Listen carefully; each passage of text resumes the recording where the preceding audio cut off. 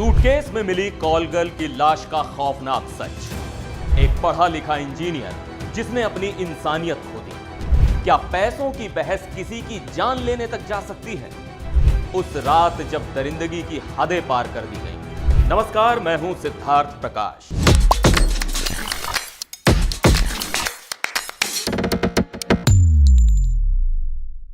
थोराईपक्कम चेन्नई का एक शांत सा इलाका, लेकिन इस इलाके की एक सुनसान जगह पर एक सूटकेस पड़ा मिला। अंदर था ऐसा मंजर जो किसी की भी रूह को हिला दे। सूटकेस में मिला था 35 साल की एक कॉल गर्ल का कटा फटा शव। सिर से पैर तक उसे टुकड़ों में काट दिया गया था। लेकिन यह कहानी बस इतनी सी नहीं है। यह उस दरिंदगी की कहानी है जिसे अंजाम दिया 23 साल के इंजीनियर मणिकंदन ने। मणिकंदन एक नौजवान लड़का, हाल ही में उसने अपनी इंजीनियरिंग की पढ़ाई पूरी की। चेन्नई के थोराईपक्कम इलाके में एक फ्लैट में उस रोज वो अकेला था। उसका परिवार कुछ दिनों के लिए आउट ऑफ स्टेशन था। उसी फ्लैट में कुछ ऐसा हुआ जिसे वो किसी भी तरह छिपाने की कोशिश करता रहा। तो आखिर ये सब शुरू कैसे हुआ? बात मंगलवार रात की है। मणिकंदन ने अपने परिवार के शहर से बाहर होने का फायदा उठाया। उसने एक दिन पहले एक मैसेज के जरिए मिले नंबर पर कॉल किया। दूसरी तरफ एक महिला एजेंट थी। मणिकंदन को कई तस्वीरें भेजी गईं और उसने उनमें से दीपा नाम की एक कॉल गर्ल को चुना। दीपा, जो कि माधवरम के पोन्नियाम्मन कोइल स्ट्रीट में रहती थी, उस रात करीब 8:30 बजे मणिकंदन के घर पहुंची। रात गुजरी। मणिकंदन और दीपा के बीच सब कुछ तय योजना के मुताबिक हुआ। इसके बाद मणिकंदन ने उसे 2000 रुपए दिए और कहा कि अब वो घर से चली जाए। लेकिन दीपा के जाने से पहले कुछ ऐसा हुआ जिसने इस मुलाकात को एक खौफनाक मोड़ दे दिया। दीपा ने मणिकंदन से 12,000 रुपए और मांग लिए। मणिकंदन के पास इतने पैसे नहीं थे। दोनों के बीच पैसों को लेकर बहस हुई। मणिकंदन घबरा गया। उसे डर था कि पड़ोसी उसकी बहस को सुन लेंगे और उसे मुसीबत में डाल देंगे। उसने दीपा से कहा कि उसके पास और पैसे नहीं हैं और उसे तुरंत घर से निकल जाना चाहिए। लेकिन बहस रुकने का नाम नहीं ले रही थी और यही बहस दीपा की मौत का कारण बन गई। मणिकंदन गुस्से में बौखला गया था।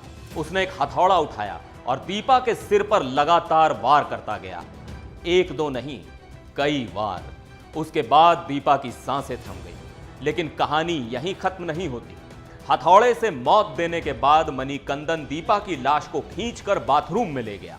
उसके फोन को बंद कर दिया जैसे कुछ हुआ ही ना हो और उसी खून से सने घर में सोने चला गया बिना किसी पछतावे के। सुबह जब उसकी आंख खुली, उसने खून के निशान साफ करने की कोशिश की। घर में फैली बदबू छुपाने के लिए उसने एयर फ्रेशनर का छिड़काव किया। अचानक उसके पास फोन आया। उसके परिवार वाले शुक्रवार की जगह एक दिन पहले यानी गुरुवार को ही वापस आ रहे थे। यह सुनते ही मणिकंदन के होश उड़ गए। अब उसके पास वक्त नहीं था। उसने आनन फानन में एक सूटकेस खरीदा और उस दीपा की लाश के टुकड़े कर दिए और उन टुकड़ों को उस सूटकेस में भर दिया। उसने सोचा अब सबूत मिट जाएंगे। गुरुवार को भोर के अंधेरे में वो सूटकेस उठाकर पास के कंस्ट्रक्शन साइट पर फेंक आया, जहां उसे लगा कि कोई ढूंढ नहीं पाएगा। उधर दीपा जब उस रात घर वापस नहीं लौटी तो उसका भाई बेचैन हो उठा। उसने दीपा को कॉल करने की कोशिश की, लेकिन उसका फोन बंद आ रहा था।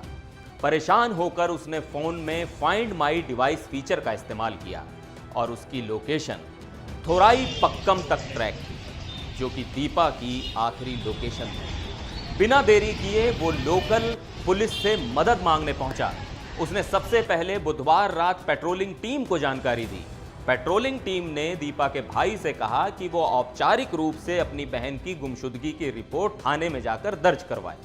लेकिन गुरुवार सुबह इस मामले में एक भयानक मोड़ आया, जब एक राहगीर ने खून से सना एक सूटकेस देखा। पुलिस को खबर दी गई और जब पुलिस ने सूटकेस खोला तो अंदर से कटा फटा शव मिला।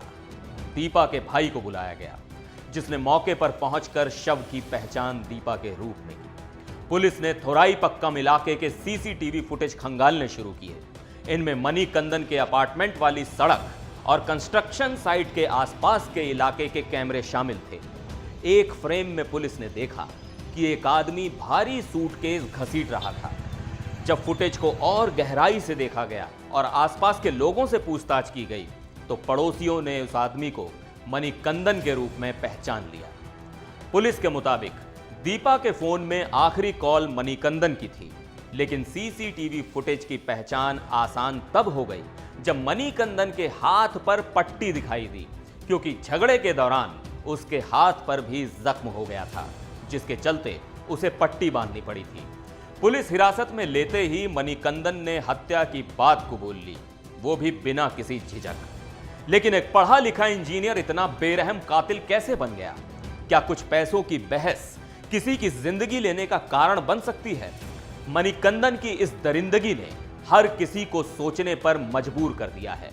पुलिस अब उस एजेंट की भी तलाश कर रही है जिसने मणिकंदन और दीपा के बीच ये मुलाकात तय कराई थी। लेकिन सवाल यही है कि क्या हम इतने बेरहम हो गए हैं कि जरा सी बात पर किसी की जान लेने से भी पीछे नहीं हटते? बहरहाल पुलिस ने दीपा के शव को पोस्टमार्टम के लिए भेज दिया है, जिसके बाद उसे उसके परिवार को सौंप दिया जाएगा। वहीं मणिकंदन को सिटी के मजिस्ट्रेट कोर्ट में पेश किया गया, जहां उसे न्यायिक हिरासत में भेज दिया गया है।